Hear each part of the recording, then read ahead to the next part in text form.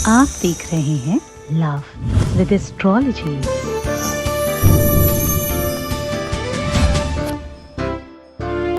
ये काम करने से आपका पार्टनर गुलाम हो सकता है।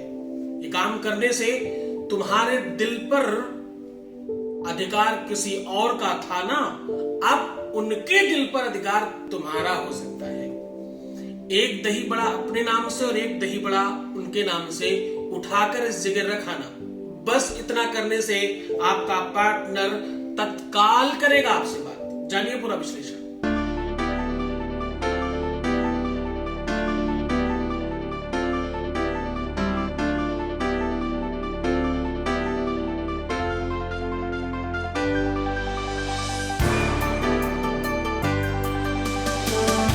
आप देख रहे हैं लव विद एस्ट्रोलॉजी।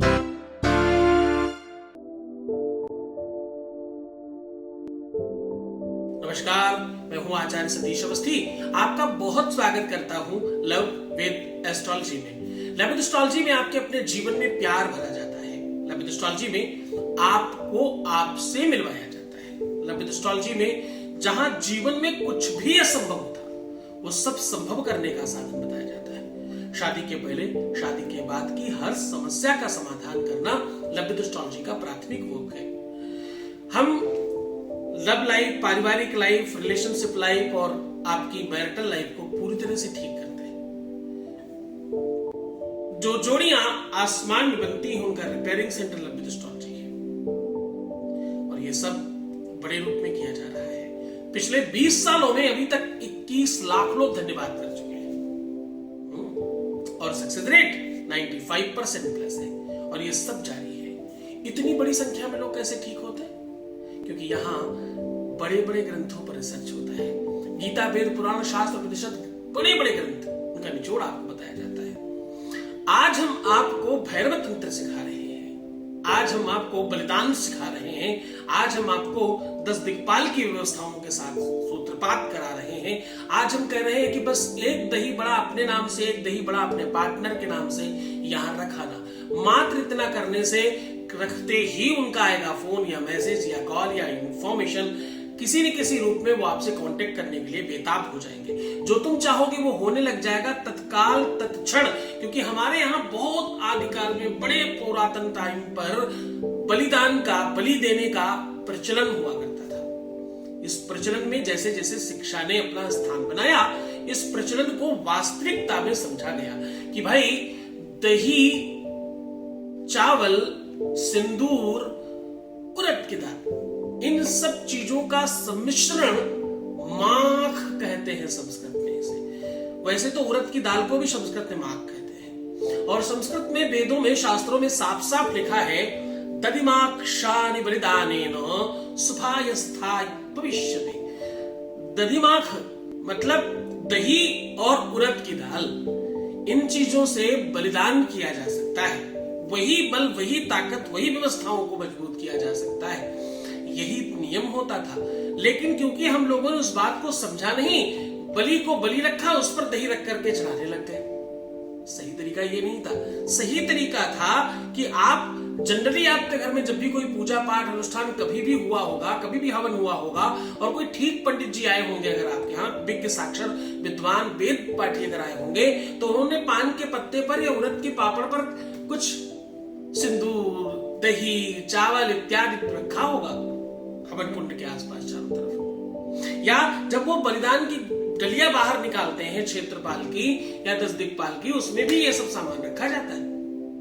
क्योंकि यही वो चीज है जिससे आप अपने 10 इंद्रियों के, क्या कहते हैं? कहते शरीर एक तरह का भवन है, मकान है। जिस प्रकार भवन में, मकान में खिड़कियां, दरवाजे होते हैं, उसी से कोई अंदर आ सकता है चोर।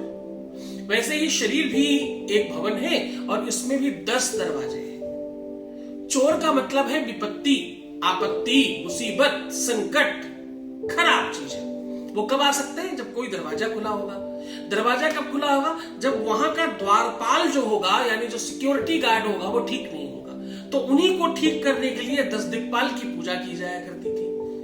उसी महान पूजा को सूक्ष्मतर व्यवस्थाओं पर आपको बताने की कोशिश कर रहा हूं। भूल मत जाना, मैं कह रहा हूं तुम अपना रिश्ता बचा सकते हो। तुम्हारे रिश्ते के भवन में कोई भी चोर कैसे घुस रहा है? तुम्हारा रिश्ता, तुम्हारा संबंध, तुम्हारा प्यार, तुम्हारा पार्टनरशिप, तुम्हारी शादीशुदा लाइफ, तुम्हारा पारिवारिक लाइफ में कोई कैसे प्रवेश कर रहा है? कोई मतलब वो व्यक्ति विशेष हो सकता है चोर के रूप में, या कोई रिश्तेदार हो सकता है चोर के रूप में, या सास ससुर नंद देवरानी जेठानी या बीवी के मैके पक्ष से कोई लोग हो सकते हैं, या कदाचित कोई मित्र मंडली में हो सकते हैं, या मुसीबत कोई चोर के रूप में अंदर प्रवेश कर रही होगी। उसे रोका जा सकता है, उसे स्थगित किया जा सकता है, उसे बचाया जा सकता है। उसी पर आज बात कर रहा हूं। शास्त्र कहता है, पुराण कहता है, वेणे निनादैरुपगीहमानम् कोलाहलै लाकलिता तवस्तु तेरी मृदंगैरुपगीहमानम्। जब भी ऐसा कोई साधन बनने वाला हो, खासतौर से आपके घर में कोई मंगल कार्य हो, कोई विवाह हो, कोई उपनयन संस्कार हो, या कोई विशेष पर्व हो, इन पर्वों पर मुसीबतें जल्दी अंदर प्रवेश कर जाती हैं, क्योंकि कहते हैं इस समय दरवाजे अपने आप खोले होते हैं। आपके घर में किसी का जन्म हुआ हो यानी सूतक हो, आपके घर में किसी की मृत्यु हुई हो यानी सूतक हो, ऐसे समय में भी जल्दी प्रवेश कर जाती है मुसीबतें। ऐसा ना हो, तुम्हारा कोई भी रिश्ता खराब ना हो। रिश्ते तो बहुत सारे हैं ना, एक ही रिश्ता थोड़ी ही दुनिया में, बहुत सारे रिश्ते। कोई भी रिश्ता खराब ना हो, उसका साधन बता रहा हूं आज। सीधा उपाय को लेकर के चलूंगा, उसके पहले वॉइस मैसेज ले लेते हैं। आपके बीच का अनुभव है, वॉइस मैसेज प्लीज। नमस्ते गुरुजी, आपका बहुत बहुत धन्यवाद गुरुजी। आपने मुझे फिर से जीवित कर दिया है। जहां मैं कुछ महीने पहले अपने आप में खो चुका था, कहाँ था कुछ पता नहीं था, बट जब से आपसे जुड़ा हूँ मैं फिर से जी उठा हूँ। मेरी लवर जो मेरे से बात नहीं करती थी, वो मेरे से बात करती है, मेरे को कॉल करती है, और हम बहुत खुश हैं गुरुजी। और हम ऐसे चाहते हैं कि आप अपना आशीर्वाद ऐसे हम पर बनाए रखें। बहुत बहुत धन्यवाद गुरुजी, अपना आशीर्वाद ऐसे हम पर बनाए रखें। और थैंक यू गुरुजी, धन्यवाद, बहुत बहुत धन्यवाद।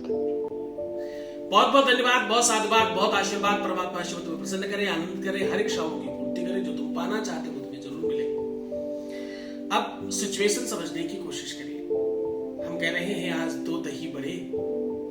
भगवान की छठी से पहले ही उपाय कर लेना, फिर देखना चमत्कार।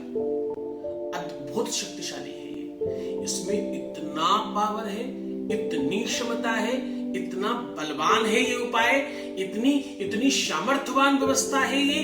क्यों छठी में ये सब चीजें बनाई जाती है? क्यों बच्चों की छठी बनाते समय ये सब कुछ किया जाता है? उसमें दही बड़ा, कढ़ी इत्यादि क्यों बनाते हैं? उसके पीछे पूरी की पूरी परंपरागत व्यवस्था है, उसके पीछे बड़ा विज्ञान है, उसके पीछे अद्भुत साइंस है। उस पूरी की पूरे साइंस को आपके सामने उजागर कर रहा हूं ना इस रूप में। बस तुम तो इतना समझ लो, दुनियादारी समझने की क्या जरूरत है कि तुम्हें दो दही बड़े चाहिए। तुम खरीद के भी कर सकते हो, ये घर में नहीं बने तो कैसे भी। हर चाट वाले के पास मिलता है, हर नुक्कड़ पर ये व्यवस्थाएं हो जाती हैं। कितना सरल उपाय है। अगर कदाचित दो दही बल्लों में, दो दही के बड़ों में अगर ये काम हो सकता हो तो सोचो कितना आसान है जीवन। करके तो देखो। जैसे तुम्हें चला रहा हूं वैसे चल तो जाओ, फिर देखना तुम्हारा जीवन कितना श्रेष्ठतम व्यवस्थाओं से उत्पन्न होगा और तुम मजबूत हो जाओगे। तुम्हें कौन कुछ खराब कर पाएगा? करना क्या है? करना है तुम्हें दो दही बल्ले लेने हैं, एक अपने नाम से, एक अपने पार्टनर के नाम पे। अब आपको नई सुई लेनी है जिसको आज तक उपयोग ना किया गया हो। इसी सुई में पूरी तरह से एक व्हाइट कागज लिख करके लाल कलर से अपने पार्टनर का नाम और पीले कलर से अपना नाम लिख करके सुई के ऊपर पूरा कागज लिपेट दीजिए। सपोज ये कागज है और सुई लंबी रखिए और गोल मोल कर दीजिए, मतलब पूरी सुई कागज से उत्पोत हो जानी चाहिए। नाम एक बार से लेके 7 बार लिखा जा सकता है। उसे लाल और पीले धागे से ही बांधना है। बांधने के पश्चात आपको करना यूं है कि हमेशा पत्नी बाएं होती है। यावत कन्या न मांगी तावत कन्या कुमारिका। जब तक कन्या बाएं अंग में ना आ जाए तब तक वो कुमारी है। तो आज ही उठकर बाएं अंग में आ जाना या तो ले आना। अगर तुम पुरुष हो तो ले आओ, स्त्री हो तो चली जाओ। दोनों ही कंडीशन है ना। तो बाएं वाले भाग में, यानी मैं यहां बैठा हूं तो मेरी बाईं तरफ मेरी पत्नी होनी चाहिए, तो उधर वाले में स्त्री वाली सुई और इधर वाले में पुरुष वाली सुई लगा देना है पूरा अंदर। और बस ये प्रार्थना करना है, एक छोटा मंत्र है बोल के, ओम 10 दिक्पाल देवताभ्यो नमः, ऐसा 10 बार बोलिएगा। और ये पीपल के वृक्ष की जड़ पर रख करके कपूर जला दीजिए, वहां थोड़ा कपूर साथ में लेके जाना और जलाकर पीछे मुड़कर मत देखना। अब ये कपूर जितनी जल्दी जलकर खत्म होगा उतनी जल्दी तुम्हारे लिए वो शक्ति वहां से कूच करेगी और तुम्हारा काम होगा। तुम्हारी श्रद्धा, तुम्हारा विश्वास, तुम्हारी निरंतरता, गुरु चरणों में अनुराग, गुरु का आदेश अगर आपको मिलता है, विश्व की कोई ताकत नहीं है जो तुम्हें सफलता से रोक पाए। पूरी श्रद्धा से करना तुम्हारे साथ। तुम मुस्कुराओ, सुंदर बनो, हर आधे घंटे में प्रणाम करके पानी पीना, अपना बहुत ख्याल रखना। सुंदर तो तुम्हें बनना ही पड़ेगा, खुश तो तुम्हें अब होना ही पड़ेगा, क्योंकि तुम जीत रहे हो, है ना। रोना मत, परेशान मत होना, दुखी मत होना, तुम्हें किसी भी सूरत में हताश निराश नहीं होना। प्रीवियस लाइफ क्यों बताना है, क्यों खराब करना चाहते हो सब कुछ बता के।